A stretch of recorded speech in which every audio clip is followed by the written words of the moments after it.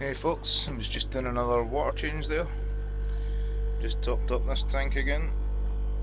It's a 29-inch bow front. And then I've done a bit of swapping about with lights. And I've stuck a light on the red zebra, OB zebra tank. But they're all hiding now because I've just put the light on. But I turned round and I looked at the Piranha.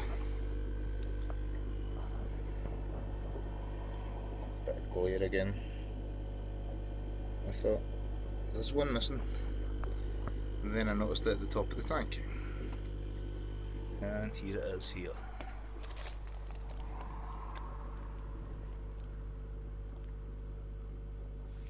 That's the size of it.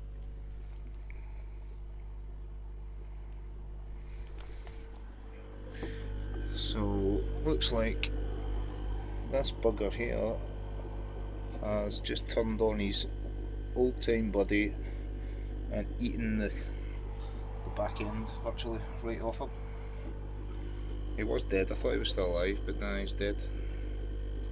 So down to one, so I think I'll just get rid of this and fill it with Malawi like the rest.